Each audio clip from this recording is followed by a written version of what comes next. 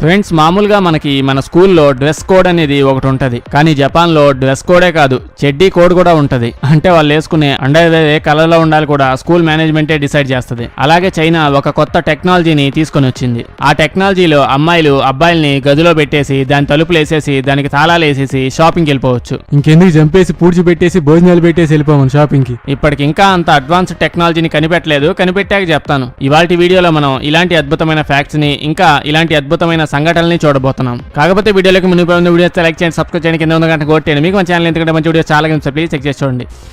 World మొత్తంలో ఈ accidents లో దాదాపు 40% యాక్సిడెంట్స్ ఎందువల్ల అవుతాయో మీకు తెలుసా? బండి నడిపేటప్పుడు దారిలో కనిపించే ప్రతి అమ్మాయి మొహం చూడాలి అన్న గోల్ పెట్టుకోవడం వల్ల. కాదు, అది మిగిలిన 60% యాక్సిడెంట్లు. నేను అడుగుతుంది 40% యాక్సిడెంట్లు ఎందువల్ల అవుతాయి అని. ఎందువల్ల అవుతాయంటే బండి బ్రేక్స్ ఫెయిల్ అవడం వల్ల. కానీ బ్రెజిల్లో ఈ పర్సంటేజ్ 4 నుంచి 5 మధ్యలోనే ఉంటది. అంటే బ్రేక్స్ ఫెయిల్ అవడం వల్ల అక్కడ పెద్దగా యాక్సిడెంట్లు ఏం అవ్వవు. ఎందుకంటే బ్రెజిల్ యొక్క హైవేస్ లో శాండ్ స్టాపర్ అనే ఒక కొత్త టెక్నాలజీని యూజ్ చేస్తారు. దీనివల్లే అక్కడ బ్రేక్స్ ఫెయిల్ అవడం వల్ల యాక్సిడెంట్లు అవ్వవు. ఇక్కడ ఏమవుతుందంటే కొద్ది డిస్టెన్స్ లో హైవేస్ పక్కగా ఈ విధంగా కొత్త ట్రాక్ ఒకటి ఉంటుంది. దాని మధ్యలో ఇసుక మట్టి వేసిన ఇంకొక ట్రాక్ ఉంటుంది. ఎప్పుడైనా బండి బ్రేక్స్ ఫెయిల్ అయ్యా అనిపిస్తే వాళ్ళు ఇటువైపుగా వచ్చి వాళ్ళ బండిని ఇసుకలో తీసుకొచ్చి ఆపేయొచ్చు. టెక్నాలజీ నిజంగా చాలా అద్భుతంగా ఉంది. ఇది ఇండియాలోకి తీసుకొస్తే ఎలా ఉంటది? ఈ టెక్నాలజీ తెస్తే బానే ఉంటది, కానీ ఇండియాలో కొంతమంది ట్రాఫిక్ ఎక్కువగా ఉంది అని చెప్పి బండిని దీని మీద నుంచే తీసుకుపోతారు.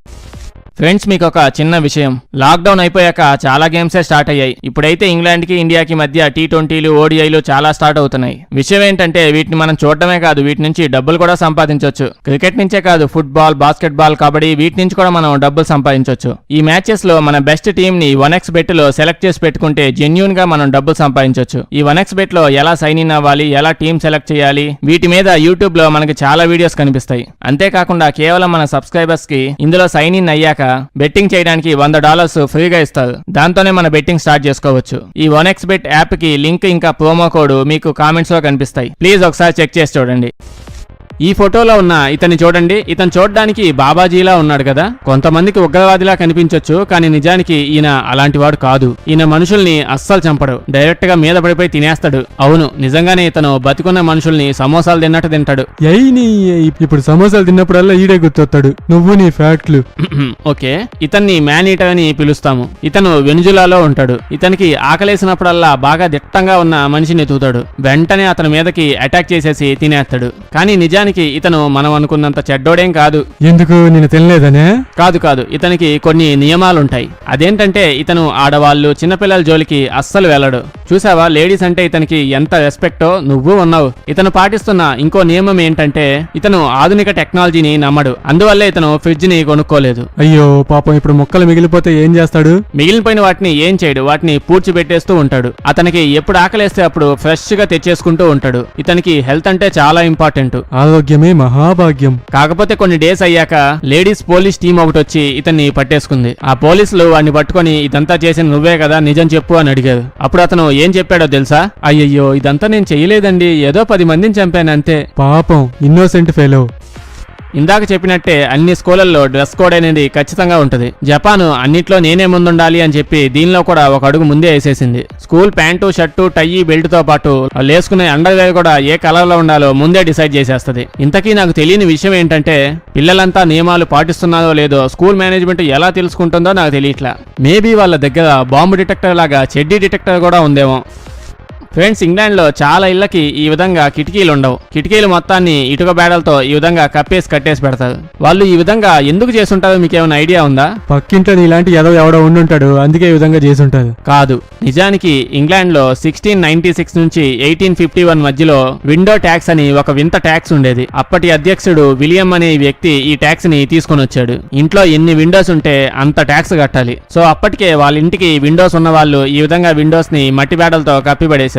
ఇంతకీ విలియం అంకుల్ కి పొద్దున్నే కిటికీలోంచి ఏం కనిపించిందో ఇలాంటి కొత్త ట్యాక్స్ తీసుకొని వచ్చాడు. మీకేమైనా తెలిస్తే కామెంట్స్ లో చెప్పండి. కెన్యా దేశంలో కొన్ని ప్లేసుల్లో పెళ్లిళ్ళప్పుడు ఇలాంటి ఒక పద్ధతి ఉంటది. అదేంటంటే పెళ్లి కూతుర్ని మధ్యలో కూర్చోబెట్టి నోటి నిండా నీళ్లు తీసుకొని ఆ నీళ్ళని ఆ అమ్మాయి మీదకి ఊపుతారు. ఈ విధంగా చేస్తే పెళ్లిలో వాళ్ళకి గుడ్ లక్ వచ్చిద్దని అనుకుంటారు. ఛీ, ఇంకా నయం ఇలాంటివి ఇండియాలో లేవు. అబ్బే అలాంటిదేం లేదు, ఇండియాలో కూడా ఉంది, ఇంకా అడ్వాన్స్డ్ లెవెల్లో ఉంది. ఇక్కడైతే పెళ్లి కొడుకు మీద కూడా ఈ విధంగా ఊస్తారు. ఈ విధంగా ఒకళ్ళ మీదకి ఒకరు నోటి నిండా నీళ్లు తీసుకొని ఊస్తా ఉంటారు. అంటే ఇలాంటివన్నీ చూపించి నాకు పెళ్లి మీద విసుగు పుట్టిద్దామనేగా? అమ్మాయే కాదు, అమ్మాయి వాళ్ళ అమ్మమ్మ ఊసినా పడలేదు, నాకు పెళ్లి అవ్వాల్సిందే. నీ మీద నీళ్లు కాదు, ఆ నిజానికి వద్దులే. అమ్మాయిలు షాపింగ్కి వెళ్ళినప్పుడు అబ్బాయిలు తప్పిపోవడం కామనే. నిజానికి ఇంకో అమ్మాయి వెనక వెళ్ళుంటాడు. ఇలాంటివి అవ్వకుండా ఉండటానికి చైనా ఒక కొత్త సొల్యూషన్ తో వచ్చింది. అదేంటంటే గ్లాస్ పాడ్. వీళ్ళు ఈ అడ్వాన్స్డ్ టెక్నాలజీని షాంఘాయి సిటీలో ఒక పెద్ద మాల్లో పెట్టారు. ఇక్కడ ఏమవుతుందంటే మాల్లో వైఫ్లు షాపింగ్కి వెళ్ళేటప్పుడు కుక్కల్ని పెట్ షాపుల్లో వదిలేసినట్టు హస్బెండ్స్ ని ఈ గ్లాస్ షాప్ లో వదిలేస్తుంటారు. ఈ షాప్ లోపల పెద్ద కంప్యూటర్స్ ఉంటాయి, చాలా గేమ్స్ ఉంటాయి, మీకు నచ్చినవన్నీ అందులో చూసుకోవచ్చు. ఓ, నచ్చినవన్నీ చూసుకోవచ్చా?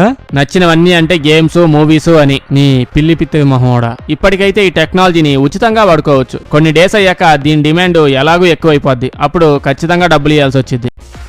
కుక్కలంటే దాదాపు అందరికి ఇష్టం ఉంటది. కుక్కలు చాలా సింపుల్ గా వాళ్ళ లవ్ ని ఎక్స్ప్రెస్ చేస్తూ ఉంటాయి. వాటికి నచ్చిన వాళ్ళకి హగ్గిస్తూ ఉంటాయి. కాకపోతే ఈ విధంగా కుక్కలే కాదు, ఏనుగులు కూడా ఉంటాయి. ఈ ఏనుగులు కూడా కుక్కల్లాగే చాలా ఫ్రెండ్లీ యానిమల్స్ అంట. దీని సైజు, వెయిట్ ఇంత ఎక్కువగా ఉండేటప్పటికి ఇవి ఈ విధంగా ఉండవని మనం భయపడుతూ ఉంటాం. కానీ నిజానికి ఇవి చాలా ఫ్రెండ్లీగా ఉంటాయంట. కొంతమంది అయితే వీటితో లవ్ లో పడిపోయి వీటినే పెంచుకోవడం వాళ్ళ లైఫ్ గా చేంజ్ చేసేసుకుంటారు. ఇక్కడ మనం చూస్తున్న ఈ అబ్బాయి ఈ ఏనుగుల్ని పెంచేవాడేం కాదు, జస్ట్ ఒక విజిటర్ అంతే. ఫస్ట్ టైం వాటిని చూడడానికి అక్కడికి వచ్చాడు. ఈ బుడంకాయ ఏనుక్కి అతను బాగా నచ్చినట్టున్నాడు. అంతే, అతన్ని హక్ చేసుకుంటూనే ఉంది. అతన్ని అస్సలు వెళ్ళనివ్వడం లేదంట. బాగా ఫ్రెండ్షిప్ చేస్తే వీటికంటే మంచి ఫ్రెండ్స్ ఇంకేవీ ఉండవంట. మీలో ఎవరికైనా ఏనుగులంటే ఇష్టం ఉంటే కామెంట్స్ లో చెప్పండి. ఇప్పుడు నేను మీకు ఒక అద్భుతమైన ఇండియన్ పెళ్లి జంటను చూపించబోతున్నాను. వీళ్ళు చెన్నైకి సంబంధించిన ఒక ఇంజనీరింగ్ కపుల్. ఇండియాలోనే ఫస్ట్ టైం నీటి లోపలికి వెళ్లి పెళ్లి చేసుకున్న కపుల్. నాకు ఈ పెళ్లి వీడియోలు, పెళ్లి ఫోటోలు చూపించకు. నేల మీద పెళ్లి చేసుకుంటానంటేనే ఎవడు పిల్లనివ్వట్లేదు.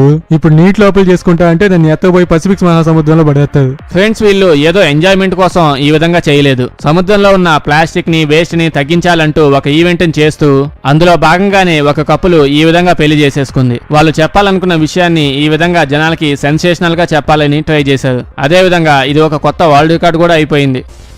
థాయిలాండ్. ఈ నేమ్ వినగానే మన మైండ్ లో మనకు వచ్చే ఫస్ట్ విషయం ఏంటి అంటే? ఇంత సడన్ గా అడిగితే మైండ్ లోకి ఏమొస్తుంది? ఇంకా నిన్నెవడు అడగలేదు. థాయిలాండ్ నేమ్ వినగానే ఫస్ట్ గుర్తొచ్చేది మసాజ్. థాయిలాండ్ లో డిఫరెంట్ టైప్స్ లో మసాజ్లు ఉంటాయి. ఫిష్ మసాజ్, స్నేయిల్ మసాజ్, ఈ విధంగా చాలా మసాజ్లు ఉంటాయి. వీటితో పాటు ఈ మధ్య కాలంలో థాయిలాండ్ లో ఒక కొత్త మసాజ్ బాగా ఫేమస్ అయింది. అదే ఎలిఫెంట్ మసాజ్. ఎలిఫెంట్ మసాజా? అవును, ఎలిఫెంట్ మసాజే. ఇక్కడ చూపించిన విధంగానే ఏనుగు తన కాళ్లతో, తొండంతో మనుషులకి స్మూత్ గా మసాజ్ చేస్తూ ఉంటది. ఎక్కడ కొడుతుంది? ఏం భయపడకు, ఏనుగులు నీకంటే చాలా తెలివైనవి. వీటికి చాలా స్మూత్ గా చేసే విధంగా ముందుగానే ట్రైనింగ్ ఇచ్చుంటారు. కాబట్టి ఖచ్చితంగా ఎటువంటి ప్రమాదం ఉండదు. అవునా? అయితే నాకు ఏనుగు మసాజ్ కావాలి. నీకు ఏనుగులతో కాదు, నీటి ఏనుగులతో చేయించాలి.